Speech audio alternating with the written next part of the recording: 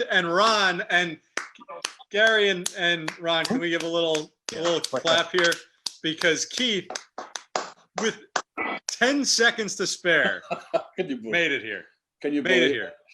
Moving down the turnpike to get here on time. I figured I was going to get prorated pay for this one if I got late. Keith, you know what you're doing in the open? No, but I'm better that way.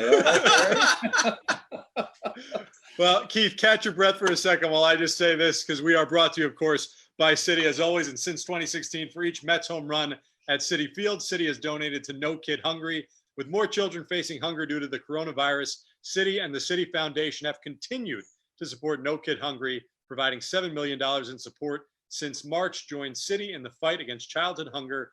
Donate at www.nokidhungry.org/Citi.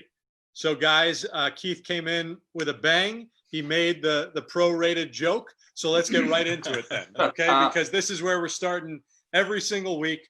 What's the latest? MLB PA negotiations. It seems like they're finally talking the same language, right? I mean, I know that there's been some, even the last couple hours, people putting out there that the owners aren't happy now that the players have counter proposed with 70 games prorated. The owners want 60 games prorated. But I mean, come on, Gary, we're at the finish line here, aren't we? Let me see if I can do the math, okay? Players want 60 games. Players want 70 games. The owners want 60 games. What's the midpoint? What? I'll tell you what. And these guys know this because they've been involved in labor disputes before. Generally, in the history of baseball labor disputes, the public has always been on the side of the owners because they can see the players who make a lot of money playing a game that they would play for free.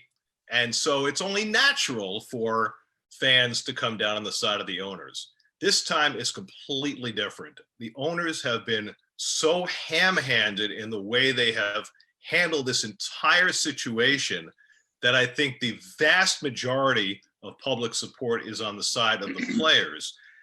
And the fact that the owners can take a proposal like the players just made today for 70 games rather than 60 and make that seem like a bad thing makes them look ridiculous. Yeah. They should want more games. Yes, I understand they're going to lose a little bit more money, but for the sake of the sport, you want to play as many games as possible. And I would think that despite the knee-jerk reaction today, I hope that you're right, Steve, that the framework is there. They can find the right number of games for the prorated salaries and get us a season, hopefully starting sometime next month.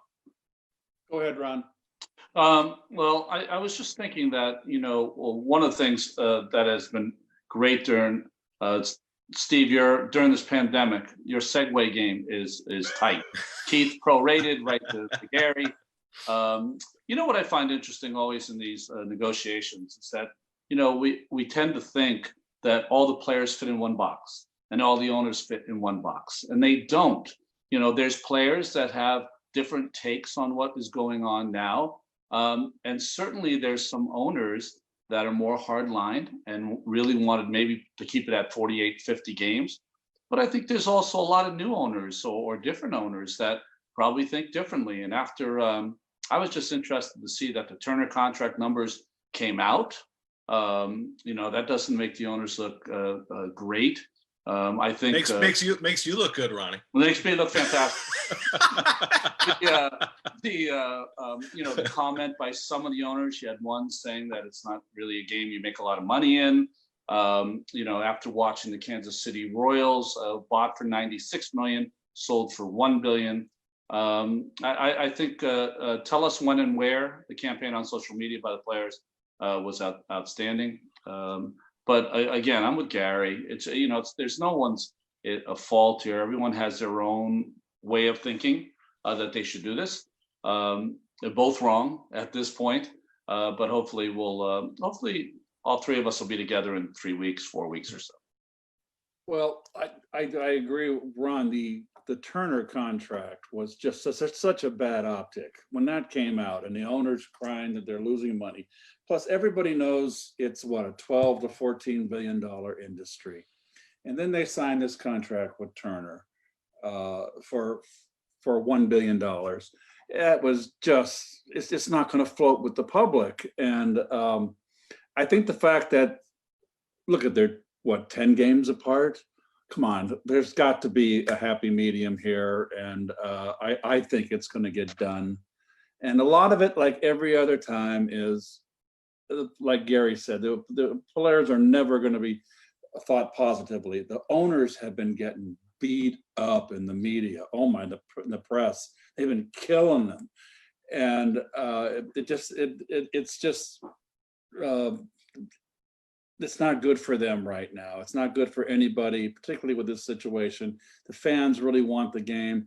They've got to find a way out there, and they're close. And it's all posturing, all this posturing. Every negotiation is hard line. I remember when they hired, it was his name, Guerin was the guy they brought in to face Marvin down, and he was hard line, and Marvin ran over him like a tractor or like a freight train. So when I was reading all this stuff and all this hard line stuff, I'm going, well, this is just posturing. And sure enough, push comes to shove, gets to that point. Everybody does their cost benefit analysis. Okay, we're getting to that point. Then they get together. It's going to, it's interesting. Ronnie made an excellent point about how everybody looks at it from a different perspective, and everybody has a different financial incentive and imperative as well. I mean, from Garrett Cole making $32 million a year to the guys making minimum salary, their interests are not aligned. And yet, it has always been the case in these situations that the players have been able to maintain their solidarity and not have guys drift away or break ranks. They've always been able to keep solid, both under Marvin Miller's leadership and Don Fear and Michael Weiner, but even under Tony Clark, who hasn't necessarily had the best tenure so far as Players Association chief, they've still been able to keep everybody in the fold. And I don't know, guys, how they've done that, because again, people's interests are not necessarily aligned, but for whatever reason, the Players Association has been able to stay solid once again. I always thought when I played, I can't speak to the players today, they always did a fantastic job of just giving you the facts, Gary, the facts of what is going on. What is your piece of this pie, despite you being the product that is producing most of the pie? So I think they always did a very good job with that. And you think you're going to get close. What I found interesting, I brought up last week, is that this email kind of Zoom way of negotiating ends up with Manfred flying to Arizona and meeting face to face with Tony Clark. I found that interesting. And then I think also, the thing that always made this difficult is, and Keith just mentioned it, the floating deadline. There was no deadline, so there was nothing up. They had their backs up against, and now there still isn't a deadline. But you feel like you're at least encroaching on something behind your back.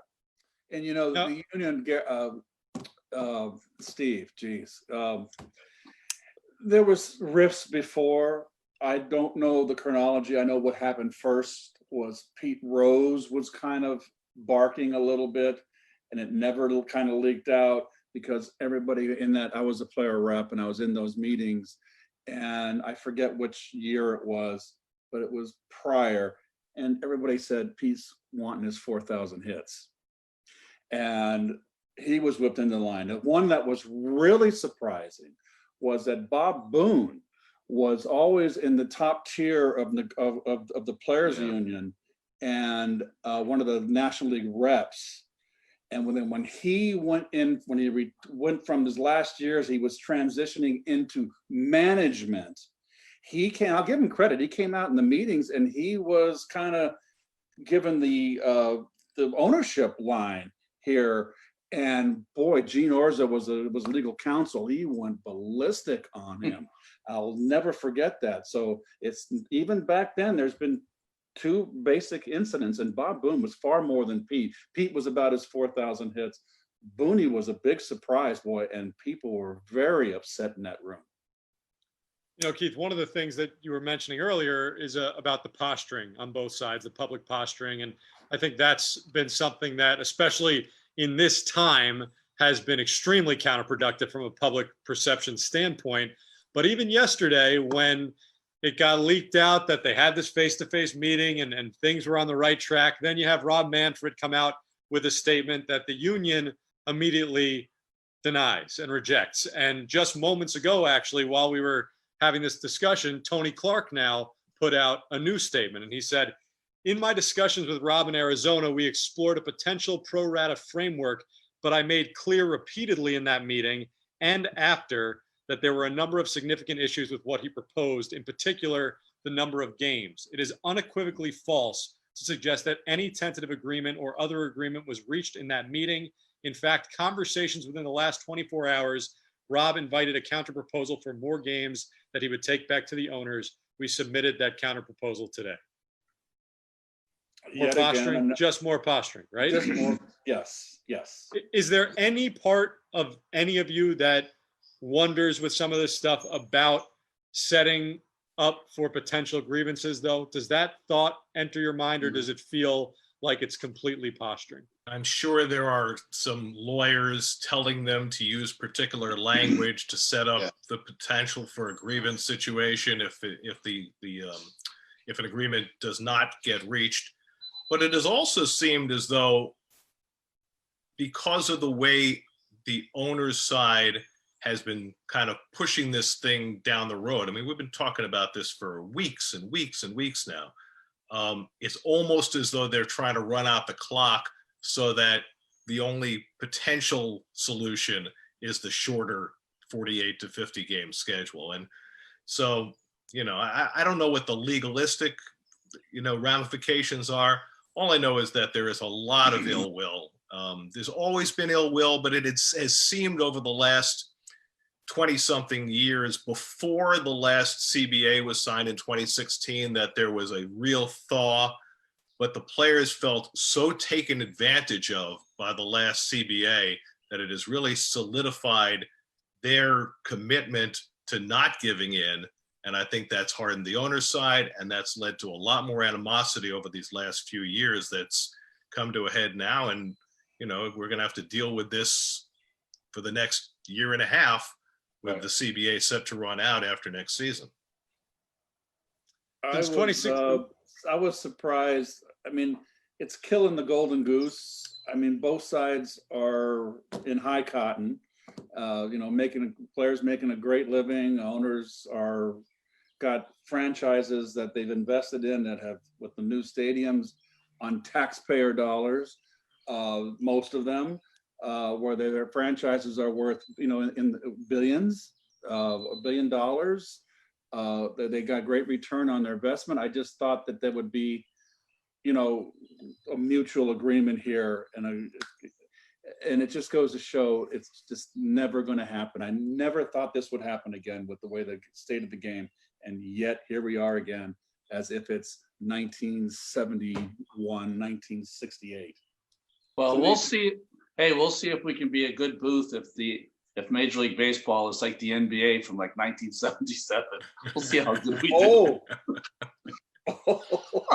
What channel do I tune into? I'll have to channel surf. Well, since 2016, for each Mets home run at Citi Field, Citi has donated to No Kid Hungry. With more children facing hunger due to the coronavirus, Citi and the Citi Foundation have continued to support No Kid Hungry, providing $7 million in support since March. Join Citi in the fight against childhood hunger. Donate at www.nokidhungry.org/Citi. So while we await the return of baseball on SNY this week, we have been replaying the 2000 NLDS. The Giants defeated by the Mets in 4 games. Gary, when you look back at that series, what are your memories of those 4 games in particular? Well, I mean, the Mets ended up winning the series, but everything was up in the air. I mean, they lost the first game. Mike Hampton, who had been so good that year, had a bad day. gave up a 3-run homer to Ellis Burks and got outpitched by Livan Hernandez. So game 2 in San Francisco becomes a must, and the Mets take a 3-run lead in the 9th. JT Snow hits a pinch hit 3-run homer against Armando Benitez. And so that 10th inning became the most important inning of that series. Felix Rodriguez had a great year for the Giants. He's pitching in the 10th, gets the first 2 guys out, but then Darrell Hamilton doubles, Jay Payton singles him home. And then in the bottom of the inning, John Franco's pitching, and Armando Rios gets a base hit. They bunt him to second, and then the biggest play of the game, Rios tries to go from second to third on a ground ball to short and gets thrown out. And that's the second out. And now he got a runner at first instead of a runner at second with Bonds coming up. Now, if Rios had not gotten thrown out and they'd gotten the out at first, Bonds is the winning run. Jeff Kent's on deck. Would they have walked Bonds to pitch to Kent and put the winning run on base? With the runner at first, you go after Bonds. John Franco gets him looking at a call third strike, and that tied up the series, and that was obviously enormous. And then game 3, Benny Agbayani hits the 13th inning home run, and then game 4, Bobby Jones pitches the one hitter, and the Mets are off to the league championship series. It was a great series, and every game had its own twists and turns to it. It was a lot of fun. It really was, but those were the key moments. That game 2, 10th inning was just enormous.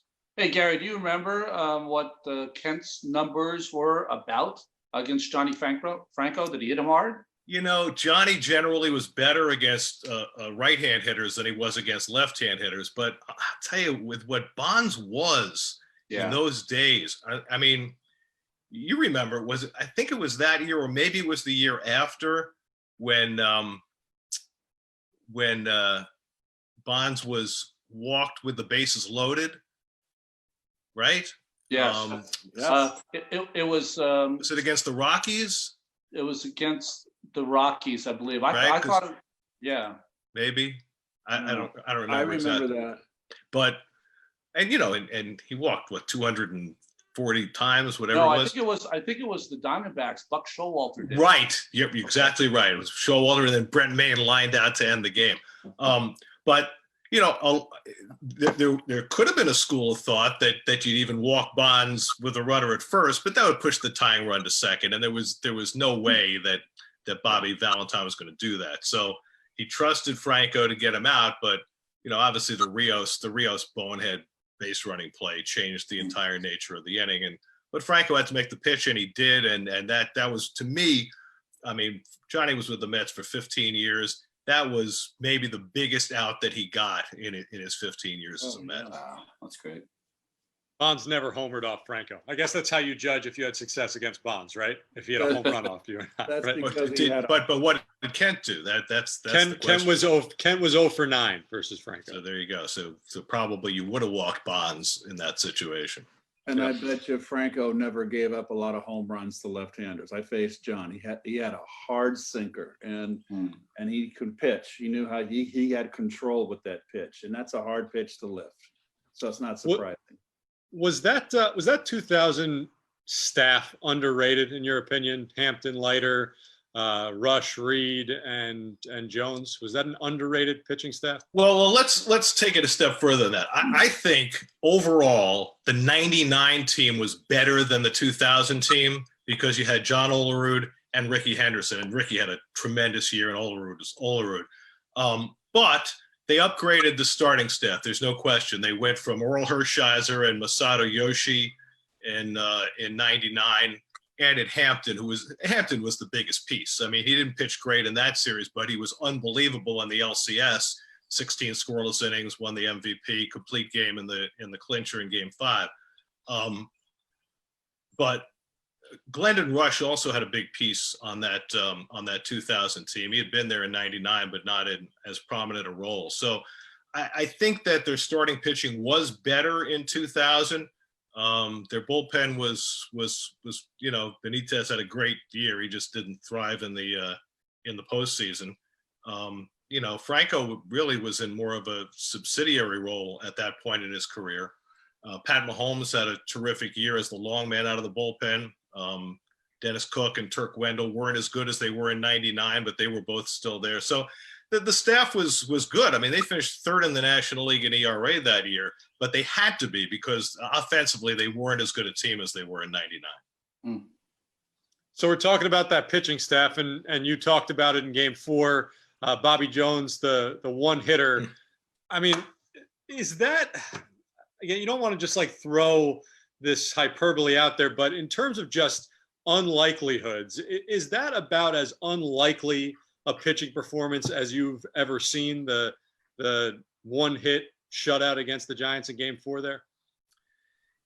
Bobby Jones had been a stalwart in the Mets staff for a long time. I remember when he came up, he was a first-round draft pick coming out of Fresno State, and he was always expected to be a top-of-the-rotation guy. And, he was more of a middle-of-the-rotation guy at best for most of his career. Wasn't really a hard thrower, but had really good control. For the most part, kept the ball in the ballpark. I think what was more unlikely about that particular game is that Bobby didn't have a particularly good year. It was maybe the worst year of his career in 2000. And I think that's what makes it more unlikely. He was a very serviceable major league pitcher for a long time and really a cornerstone of that rotation. But he'd been hurt in '99, didn't have a great year in 2000. And I think that kind of makes it more unlikely. But when you come right down to it, to that point, the Mets had never had as good a pitching performance in a game of that import. And to do it in a clinching game was spectacular.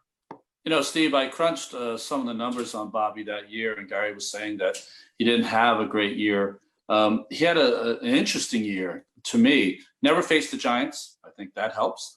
And but 6 times he pitched 8 innings or more. And in those around 50 innings, he only gave up 10 runs. But in the other 100 innings, he gave up 77 runs. So he didn't have a great year, like Gary was saying, but he had these glimpse games where he would just go out there and the game was over. And that's what he did against the Giants that night. It was amazing. One hitter. Whoa.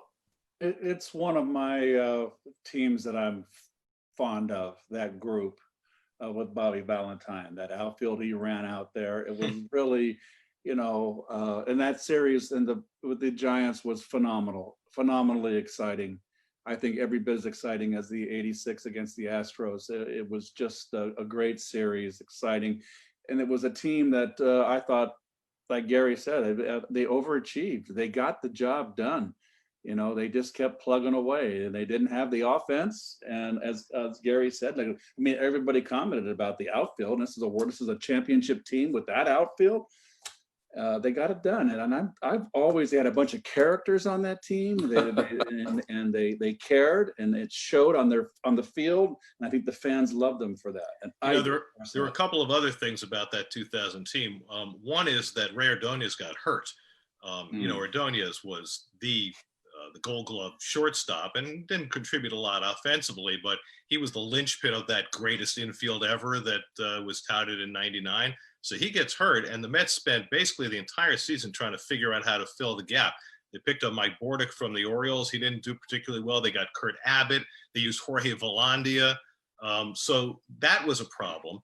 And then the other thing that happened in the Giants series is that Derek Bell got hurt. Bell had been playing most of the right field that year, and that gave Timo Perez the chance to step in. And Timo played great, had a tremendous series against the Cardinals in the league championship series, but then he becomes known more for not running hard on Todd Zeal's ball off the top of the wall in Game 1 against the Yankees in the World Series, and that becomes more his legacy. But Timo really helped to get them there after Bell got hurt. So that was, despite the fact that the Mets outfield was not a strength, Timo had some really good moments for them. We spoke to Mike Hampton earlier this week on Baseball Night in New York, and one of the things he said that was pretty interesting was that he always thinks back on that World Series and kind of wishes that it wasn't against the Yankees, not because of the team that they were playing against, but because of the fact that the Yankees fans traveled so well to Shea Stadium that he never truly felt like it was full on Mets fans at the home games. Is that something that, looking back on it, you ever thought about when you were calling those games, Gary? Well, the one thing I will tell you is that in the LCS against the Cardinals, the stadium shook in a way that I have never experienced before. I've been in that ballpark for, practically since it was opened. And that 2000 League Championship Series against the Cardinals, that was the first time I ever actually feared that the place might fall down, because you know how the stands would shake, but they shook more than I had ever experienced before. And we didn't have that against the Yankees in the World Series. And I think that probably was because you had, not a 50-50 fan base there, but maybe a 70-30. So I think there is some validity to that point. The World Series never felt as raucous as it did during the prior two series. So today is the 8-year anniversary of R.A. Dickey's second straight one-hitter in 2012, his Cy Young season. When you guys look back on that year, Ron, he mentioned how improbable was the Bobby Jones one-hit shutout in Game 4. Just how improbable was that Cy Young year for R.A. Dickey? It was, you can't look at the Cy Young year without looking at the Wikipedia page of R.A. Dickey. I mean, just so much has happened to that young man to that point. Writing the book, all of it was just amazing. Being one of the smartest guys I ever talked to in a clubhouse, could talk about any range of subject. But that year he did something I had never seen before, and that was go out there with a knuckleball and throw it so hard that it became a pitch that no one had ever seen before. I grew up with the knuckleballers who kind of, kind of dipsy-dooed over the plate. Maybe Joe Niekro was the only guy that threw it a little harder than most. But, I always think of Nuxie, Phil Niekro, and the way he kind of it was like playing darts out there. But with R.A., it was full-on aggressive pitching with a knuckleball at 83 to 85 miles an hour. It's the most remarkable thing I've seen his time with the Mets, and so happy that all the things that R.A. had gone through, whether it's being drafted #1 by Texas, they find out he doesn't have an ulnar collateral ligament. They take back some of the signing bonus. Most of the signing bonus. The stuff he wrote about in the book, and then just finding a home in New York, and those years he was there. There was not many that had the run that he had. And Steve, what are your recollections of that season? Well, with R.A., I'll say one thing. McCarver goes back further than me. I faced Phil Niekro and Joe Niekro a lot. Phil threw a lot of soft knuckleballs because the slower he'd throw it, the more it would dance. But he would come in and throw a hard one and try to throw it inside. I'm a left-hand hitter. It wouldn't break as much, and it was more this surprise of the extra velocity. And as like Ronnie said, I think Joe Niekro was closer to R.A. because Joe Niekro with Houston threw a hard knuckleball all the time. But Joe also had a slider. If he fell behind, he'd throw a backdoor slider. He'd throw a fastball occasionally. He would throw this knuckleball 85% of the time, where Phil was 99.9. But no one threw it as hard as R.A. that year. And even Tim McCarver came up to me and said, I've never, and Tim goes back to the early 60s. So that says a lot to me, because I never saw a guy throw a knuckleball with that kind of velocity that consistently. You talked about him writing the book, Ronnie. The other thing he did that year, if you'll remember, he climbed Mount Kilimanjaro. That's right. I mean, he forded every summit, right? Yeah. I mean, he basically reached every height that he possibly could. The other thing is, and I don't know if you guys remember this, he tore his plantar fascia in the middle of that season, and he was in tremendous pain. I think it was at Wrigley Field that he first heard it, and he pitched the whole second half of that season with a torn plantar fascia in his foot.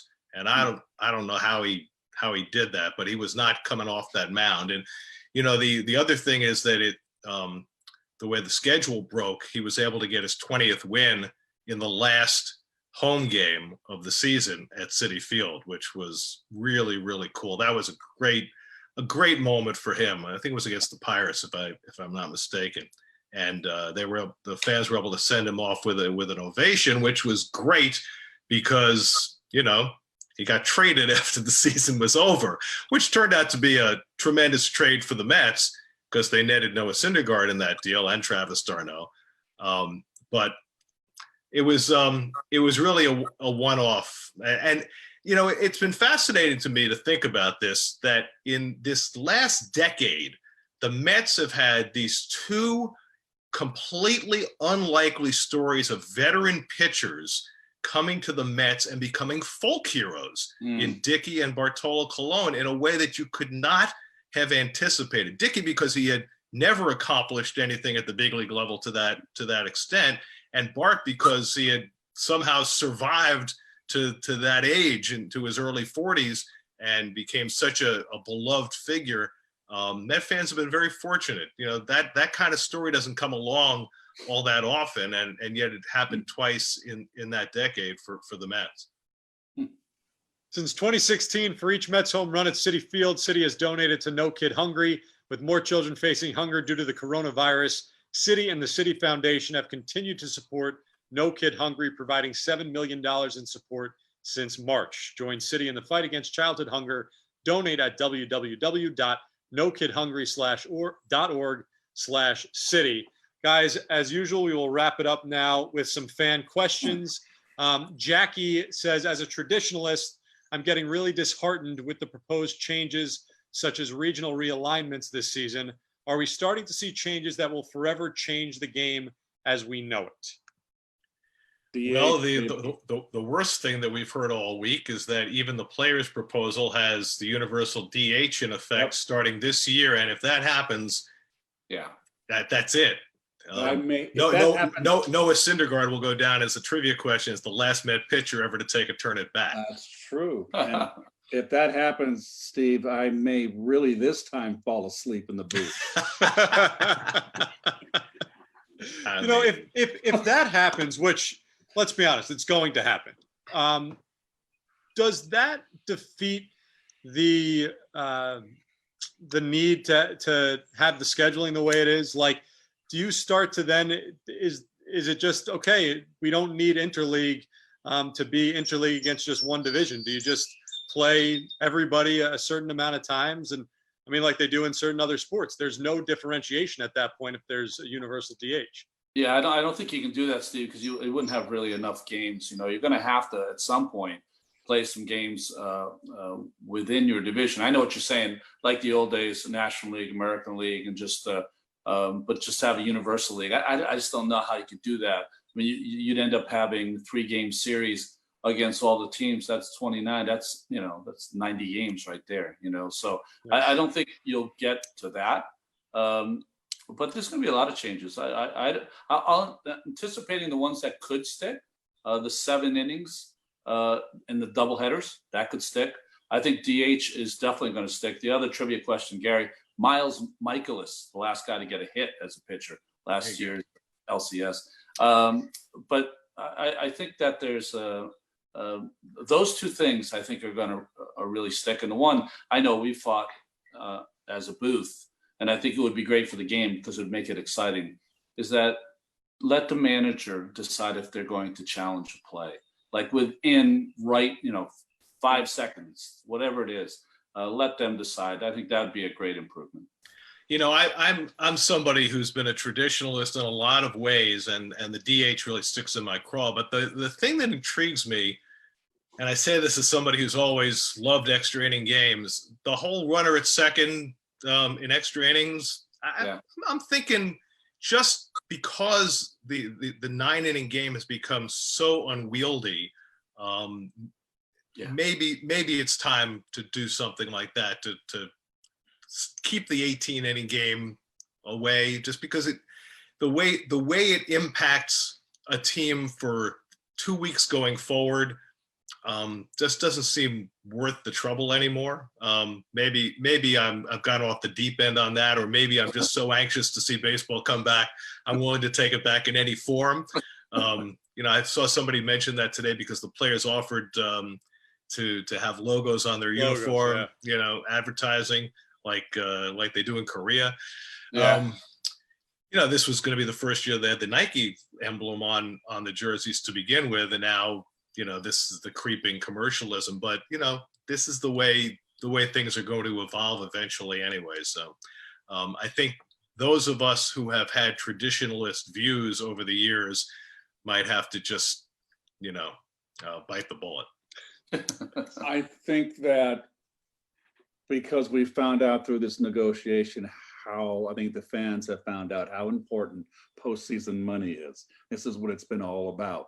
And the extra tier of playoffs, which I'm against, but I wouldn't be surprised if they'd be open to the original 154 game schedule, which would open up an extra week for another tier of playoffs. That might happen. With 16 teams in the playoffs, which is what they're talking about? You realize you're going to have teams with losing records in the playoffs. Yes, of course. I mean, the NHL has that. It's so distasteful to me. The idea. I mean, it's still possible under the current system, but not likely. But the fact that you're now begging to have a system where a team with a losing record makes the postseason. I understand the dollars and cents that are involved, but that is just galling. It really is. All you do is what's going to happen, Gary. It's not only a losing record. You're going to have a team that has decided to tank, and I know everyone hates that word, but it's decided to tank that's going to end up in the postseason. I mean, we're gonna reward someone for not building their team as well as they could. The real shame of it in the future, if it sticks for me, is that I actually think that Major League Baseball has perfected their playoff system. Yep. The fact that you're able to have that wild card game, the one game, exciting do or die game that also lends so much more weight now to winning your division. It feels like they just got it right. And now to change the whole model just doesn't sit well with me. But I couldn't agree with you more, Steve. I think they finally got it right. For all those years, the division winners got no advantage over the wild card. Here you created this great incentive to win your division, and you created this incredible one game do or die situation, even though it didn't work very well for the Mets in 2016. I agree with you. It was as good as it was going to be, but the incremental dollar always wins out in the end. Hey, Steve, I think extra inning games, the sideline reporters should do a Jeopardy thing. So work on your trivia, my man. Just come out, whoever wins that. What do you think I've been doing for these last 3 months? I'm ready to go. Jabor asks, should there be an asterisk attached to this season? No more than there was in 1981 or 1995 or, any other year where the schedule was shortened. It will be shorter than ever before, but once you get to the postseason, if you battle it out and you win the World Series, you're going to be the World Series champion, just the way the Dodgers were in 1981. It's just a different year. Suppose someone hits 400 in 50 games. Then they hit 450 games. What can I tell you? Okay. Yeah, I think this way, Keith, is that I don't think we're giving the fan enough. Asterisk. You will know forever when the Houston Astros won their championship. When you go down the list and you go through the Giants every other year and whoever and this and that, and you get to the Astros year, what is the fan going to say? Oh, that's the team that cheated. And when you get 10 years from now and they look at 2020 and any of the accomplishments and who won the World Series, the fan is going to look at it and go, boy, that was the pandemic year. I remember that. The fans are good. They're smart.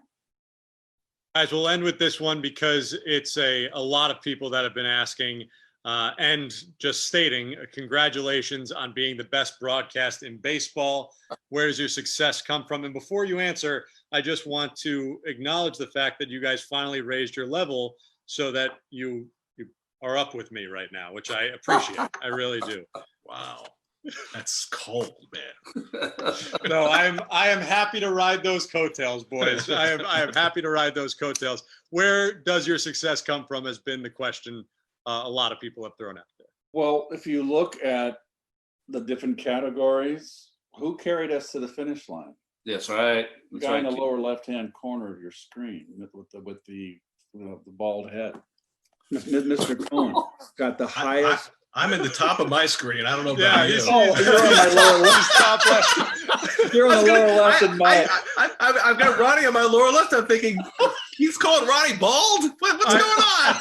I gotta tell you, Keith is my lower left, so I thought he was just acknowledging I himself. thought we were all the same, but you're on my lower left, Gary. But Gary got the highest rating of any play-by-play guy, and rightfully so. And he carried us to the finish line. That's very nice. It's very nice of you, Keith. But I think it's a team effort, and we we're so lucky. I mean, look at what we got here. I mean, and I've said this often, and I'll say it again. The way we got here is that when we started, none of us knew what the heck we were doing, and we had to we had to rely as heavily as possible on each and every one of us, plus our producer, Greg Picker, who is the greatest in the world. We had the greatest director in the world in Bill Webb, and the guys who have succeeded him are his proteges. And we've leaned on each other the entire way. There is no star in our show. And I think Ronnie describes it as freeform jazz. Everybody gets their solo. That's right. Keith, I'm just going to remind Gary that when it comes to day, do not pick Keith to write something about you to honor you after the way he just described you. I mean, I'll take care of that. But no, we just we honestly just we have more fun, and there's just I don't know, it's a weird word to say, but it's a general love that we have for each other, that we have each other's back during the course of the 9 innings, and that's a great feeling to have. This is the closest, and Gary, I'm glad you're part of this. This is the closest I've ever been where it's kind of a locker room experience, is that you're with these people to your right and left, and you can count on them to deliver when you have to deliver. But at the same time, you can needle each other all summer long. So it's a great feeling. Well, guys, if this happens again, the only thing I ask is that SNY finds a better picture to post. Can I ask you a That's question? all I ask. Can I ask you a question, Steve? That picture that they post, were you actually in that picture, or did they Yes, I graft was. you on the side? No, I was in that that's the way it picture. looked. I know it looks like they grafted me on the side, but that's the picture. There was that one picture we took on the field, it was like 3 or 4 years ago. We got to get an update. That is a truly awful picture. It really is. It was really bad. You got to pose with us more often, Steve.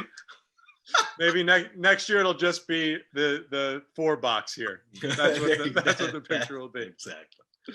All right, guys. Well, that was another great edition of Beyond the Booth Live. For Gary, Keith, Ron, I'm Steve. Stay safe, everyone.